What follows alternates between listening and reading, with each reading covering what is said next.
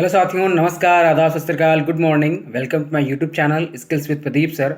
आई hope आप सभी अच्छे होंगे और अपनी पढ़ाई कर रहे होंगे, लगातार जो अपनी डेली रूटीन है उसे फॉलो कर रहे होंगे।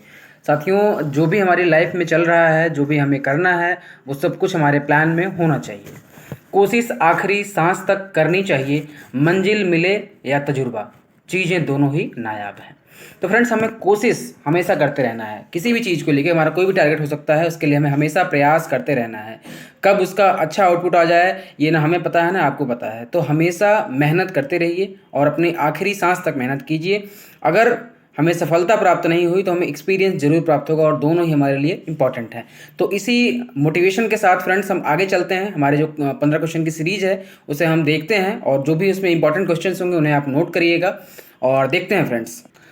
हमारा जो सबसे पहला क्वेश्चन है वो है, प्रमोद भगत ने badminton world federation para badminton championship में कौन सा पदक जीता है? तो इन्होंने जीता है स्वर्ण पदक। ध्यान रखिएगा, आपसे पूछ लिया जाएगा कि इन्होंने कौन सा पदक जीता है, तो स्वर्ण पदक जीता है। हमारा दूसरा क्वेश्चन है, भारत ने कहाँ वर्ल्ड ट्रैवल मार्केट 2022 में भाग लिया? तो ये वर्ल्ड ट्रैवल मार्केट 2022 जो कि ये आयोजित किया जा रहा था लंदन में, और इस बार की जो थीम रखी गई वो थीम रखी गई, the future of travel starts now. The future of travel starts now. Friends, हमारा जो तीसरा क्वेश्चन है वो है, किस राज्य ने सर्वश्रेष्ठ सार्वजनिक परिवहन सेवाओं के लिए केंद्र सरकार का पुरस्कार जीता है? तो ये जो सर्वश्रेष्ठ सार्वजनिक परिवहन सेवाओं का पुरस्कार है ये केरल के द्वारा जीता गया है। अब बात केरल की है तो केरल की राजधानी तिरुवनंतपुरम है। यहाँ के जो सीएम है वो हैं पिनरई विजयन जी और यहाँ के जो गवर्नर है वो हैं आरिफ मोहम्मद खान जी। और आरिफ मोहम्मद खान के द्वारा ही अभी वन स्कूल वन आईएएस योजना शुरू की गई है। 1 लाख छात्रों को फुटबॉल प्रशिक्षण देने का निर्णय लिया है केरल सरकार ने। और 1 नवंबर को अपना स्थापना दिवस पिरबी दिवस, केरल पिरबी दिवस के रूप में मनाता है। कौन? केरला। और ट्रैक एशिया कप 2022 की मेजबानी करेगा केरल। ध्यान रखिएगा। जो चौथा क्वेश्चन है हमारा वो है, राष्ट्रीय स्मारक प्राधिकरण के अध्यक्ष किसको बनाया गया है? ये बने हैं किशोर कुमार बासा जी। अब बात नियुक्ति से है तो देखते हैं और चीज़ों को। भारत सरकार ने रक्षा सचिव नियुक्त किया है अरमाने गिरधर जी को। इंडियन बैंक एसोसिएशन के अध्यक्ष चुने गए हैं ए के गोयल जी।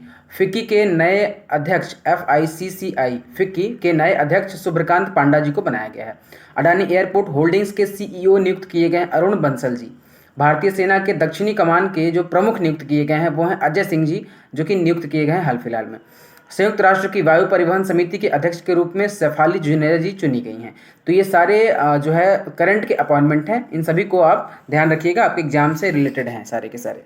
साथियों, हमारा जो 15वां क्वेश्चन है, सॉरी 5वां जो क्वेश्चन है वो है, 17वें प्रवासी भारतीय दिवस सम्मेलन में किस देश के राष्ट्रपति मुख्य अतिथि होंगे? तो ये 17वां प्रवासी भारतीय दिवस ये हमारे यहाँ हो रहा है और इसमें जो मुख्य अतिथि हैं वो हैं गुयाना के राष्ट्रपति और इनका नाम है डॉक्टर मोहम्मद इरफान अली। ध्यान रखिएगा। और ये हो कहाँ पे रहा है और कब से कब तक हो रहा है? 8 जनवरी से 10 जनवरी 2023 के बीच में होगा और ये MP में करवाया जाएगा। हमारा जो 6वां क्वेश्चन है वो है, एशियाई हॉकी महासंघ के अध्यक्ष कौन बने हैं? तो ये बने हैं तैयब इकराम, जो कि पाकिस्तान के हैं। तो ध्यान रखिएगा। और BPCL के नए MD एंड चेयरमैन बनाए गए VR कृष्ण गुप्ता जी। वर्ष 2022-23 के लिए श्रीलंका भारत सोसाइटी का अध्यक्ष चुना गया है किशोर रेड्डी जी को। ध्यान रखिएगा। EESL के नए CEO बनाए गए हैं विशाल कपर जी। 5 साल के लिए रिलायंस इंडिया लिमिटेड RIL के स्वतंत्र निदेशक के रूप में नियुक्त किया गया है KV कामत जी को। तो ये सारे जो हैं अपॉइंटमेंट और CEO MD सारे आप याद रखिएगा। सारे के सारे किसी न किसी एग्जाम में आपके पूछ लिए जाते हैं। साथियों, जो हमारा 7वां क्वेश्चन है वो है, सेना कमांडरों का सम्मेलन कहाँ आयोजित किया गया? तो ये हाल फिलहाल में न्यू दिल्ली में किया गया है, नई दिल्ली में। ध्यान रखिएगा। 8वां क्वेश्चन है, राइजिंग सन वाटर फेस्ट 2022 का समापन कहाँ पे हुआ है? तो ये हुआ है मेघालय में और मेघालय के अमियमम झील में हुआ है और ये वाटर स्पोर्ट एक्टिविटी थी, इसे ध्यान रखिएगा। अब बात मेघालय की है तो राजधानी शिलोंग और जो यहाँ के CM है वो है कॉनराड संगमा जी और यहाँ के जो गवर्नर है वो हैं ब्रिगेडियर BD मिश्रा। मेघालय के नए मुख्य सचिव नियुक्त किए गए हैं DP वाहलांग जी। मेघा कयाक महोत्सव 2022 शुरू हुआ मेघालय में। नागरिक जुड़ाव और संचार कार्यक्रम शुरू किया गया मेघालय के CM के द्वारा। बांस में रहने वाले चमगादड़ की एक नई प्रजाति मिली है जो कि मेघालय में मिली है। और पहली बार मानसिक स्वास्थ्य और सामाजिक देखभाल नीति की घोषणा किसने की है? मेघालय ने की है। मेघालय में जो स्थित मौमलुह गुफा है, ध्यान रखिएगा, मौमलुह गुफा मेघालय को जो है उसे पहली भारतीय भू विरासत साइट के रूप में मान्यता मिली है। तो ये सारे पॉइंट्स मेघालय से रिलेटेड हैं। आई होप आप इसे पढ़ लेंगे और ध्यान रखेंगे। दुनिया की जो 9वां क्वेश्चन है वो है, दुनिया की पहली बौद्धिक घड़ी कहाँ लगाई गई है? तो ये उज्जैन में लगाई है, ध्यान रखिएगा, उज्जैन में लगाई गई है दुनिया की पहली वैदिक घड़ी। अब हमारा जो 10वां क्वेश्चन है वो है, एक कैलेंडर वर्ष में 1000 T20 इंटरनेशनल रन बनाने वाले पहले भारतीय खिलाड़ी कौन बने हैं? क्वेश्चन फिर से देखिए, एक कैलेंडर वर्ष में 1000 T20 इंटरनेशनल रन बनाने वाले पहले भारतीय खिलाड़ी कौन बने हैं? तो ये बने हैं सूर्य कुमार यादव जी, ध्यान रखिएगा। अब बात क्रिकेट की चल रही है तो देख लेते हैं। आईसीसी T20 वर्ल्ड कप इतिहास में हैट्रिक लेने वाले पहले खिलाड़ी बने हैं विराट कोहली जी। तो इन्होंने 3 T20 मैच में 50-50 रन की हैट्रिक ली है। T20 क्रिकेट में सबसे अधिक रन बनाने वाले भारतीय खिलाड़ी बने हैं विराट कोहली जी, ध्यान रखिएगा। T20 क्रिकेट में सबसे अधिक रन बनाने वाले भारतीय खिलाड़ी विराट कोहली बने हैं।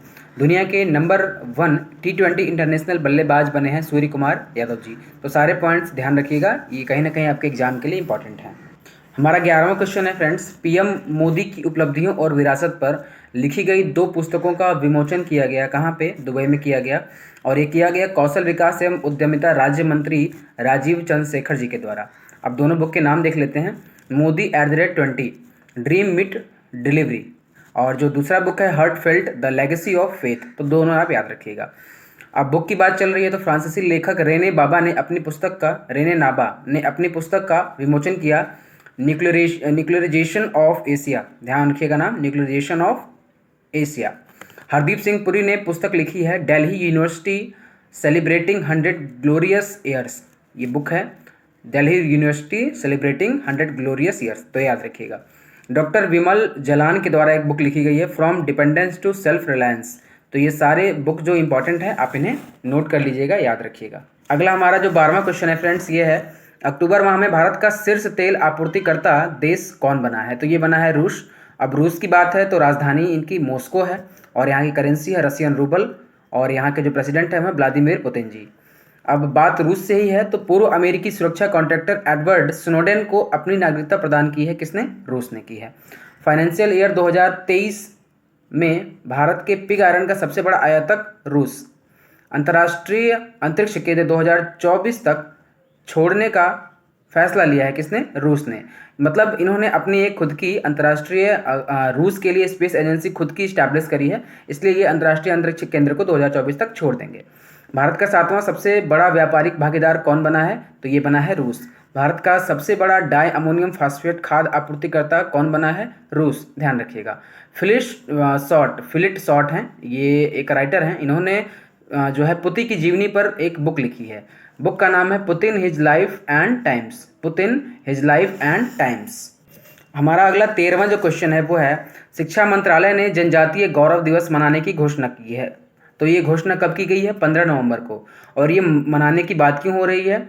आदिवासी जो स्वतंत्रता सेनानी थे उनको याद करने के लिए ये दिवस मनाया जाएगा, जनजातीय गौरव दिवस। कब? 15 नवंबर को। जो हमारा 14वां क्वेश्चन है वो है फ्रेंड्स, किस टीम ने पहली बार सैयद मुश्ताक अली ट्रॉफी 2022 जीती? तो ये जीती है मुंबई ने।